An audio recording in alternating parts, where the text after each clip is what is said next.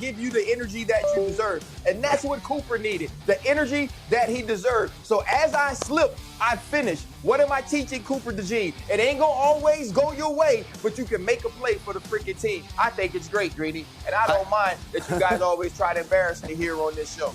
I agree. That's no problem. Look, the man only had a pick six in the Super Bowl as a rookie. I can see it's only gone well for him. Yeah. He needs the coaching. Look at RC running drills. Okay, let's move it forward. Let's do sound off here. Interesting people saying interesting things. And this one was Orlovsky yesterday here talking about the Steelers quarterback situation. Listen. Could you imagine if they just sit there right now, knowing that the Saints have maybe a little bit more of a need than they did a week ago, and the Saints take the guy that they want, the quarterback that they want, and the Steelers are just sitting there at 21, and they don't get the opportunity to take a quarterback, and then Rodgers comes out a day or two after, a week after, and says, I'm going to retire, I'm done playing football. Could you imagine what it would be like in Pittsburgh? They would lose their minds. Well, so let's start with RC on that, because we got to get to the bottom of what's actually happening. 9 becomes another pressure point in this draft based upon this news that is murky, to say the least. But, RC, let's just start with that in general. You are our beloved former Steeler. The Aaron Rodgers thing, what? I mean, when is this thing going to get decided, and what does it all mean? I mean, it makes me sick, to be honest. Unless Omar, the general manager, Omar Khan of the Pittsburgh Steelers, has some sort of promise or some sort of lean on Aaron Rodgers, believing that he is going to come back and play football. And if he does make that decision, he's going to be a Pittsburgh Steeler. I feel like this has been mishandled already. I feel like to be waiting, right, or to be held hostage by a former quarterback of the New York Jets that's actually never done anything for you. What has Aaron Rodgers done in the last 2 years or since leaving Green Bay that says he should be afforded this type of time? That says that you should give him the sort of respect that keeps your franchise at bay. When I think about this decision, to me, it doesn't matter what happens going forward. I think it's been a bad play by the Pittsburgh Steelers already. And so I would give Aaron Rodgers a deadline. And when I give him that deadline, it wouldn't lead me into next week. I would need to know if you're coming back to play or not this week. And more importantly, if you're coming back to play for the Pittsburgh Steelers. I get it. And I understand why you say that. The problem is that every deadline or every threat has to have an or else on the other side of it. The Steelers don't have an or else. They don't have another. What are they? Aaron is going to say, and then what are you going to do? If I decide 2 weeks from now I want to play, you're not going to bring me in? Like, they're kind of stuck. So, RC, I think your initial point. I wouldn't. That maybe they've already mishandled the situation is a good one. That said, Jeff, what the actual heck is going on now with New Orleans and Derek Carr? Because I can't make heads or tails of whatever it is I'm trying to happen here. Greeny, I've been thinking all morning about how to talk about this because, quite frankly, I've been at the Masters all week, and I'm just going to take you into my mind right now. I go to the Masters. I'm kind of out of touch with the NFL world. I come back, and all of a sudden, I'm saying, okay, we're going to talk about Derek Carr. Oh, shoulder injury. What's this shoulder injury? What happened to Derek Carr? Well, nobody knows. Nobody. Shoot out some text. Start asking around. There's really no answers from anybody inside the Saints. Not really any answers from anybody with Derek Carr either. I actually reached out to somebody who interviewed with the Saints, who's up for that same head coaching job, to say, did they express any concern about Derek Carr? The person told me, no, actually, Derek Carr was kind of their plan at starting quarterback. I say this all to you because this is as peculiar as a situation for a franchise quarterback and an organization to be in at this point with the draft upcoming and the 9th overall pick.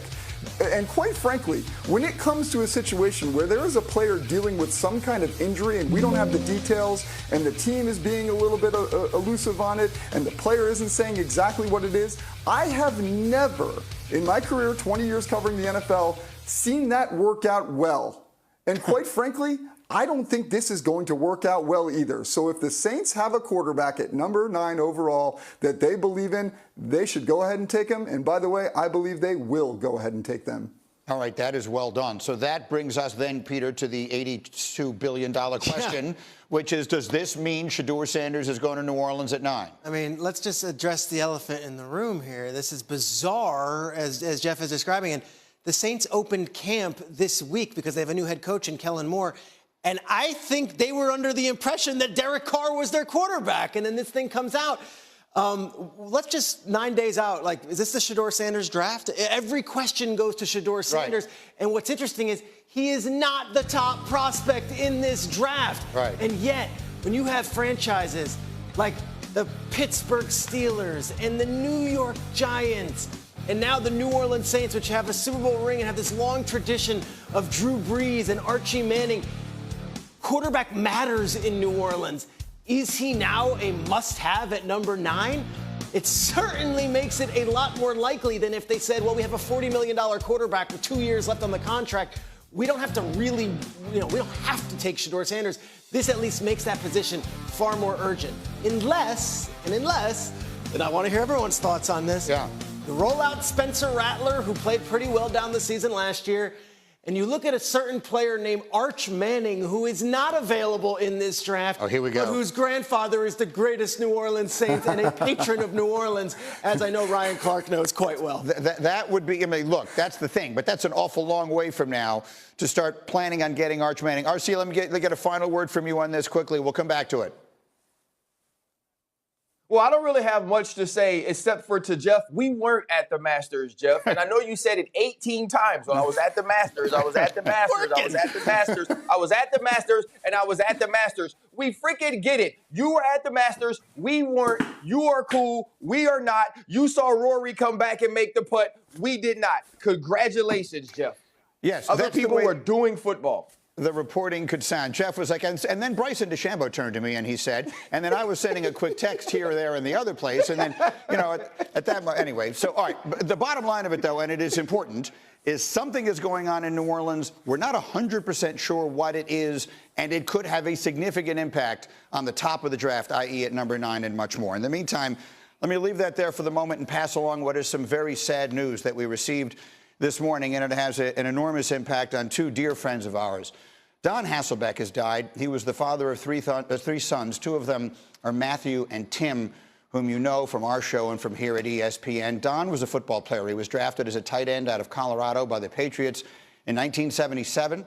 Then after 6 seasons in New England, he was traded in 1983 to the Raiders. He blocked an extra point in the win in the Super Bowl over Washington that year, and then he spent his final season with the Giants. We send our deepest condolences to the entire Hasselbeck family. Don was 70 years old. We'll be right back.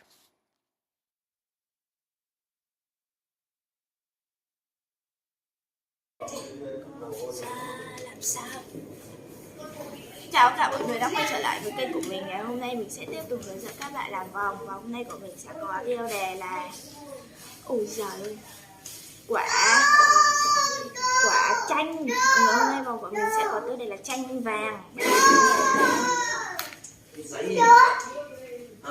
Đây là một. Đây là một đứng nghỉ làm. Nếu mới sợ Cái giấy mới nó ra đến hỏi nó kia mấy. Thôi.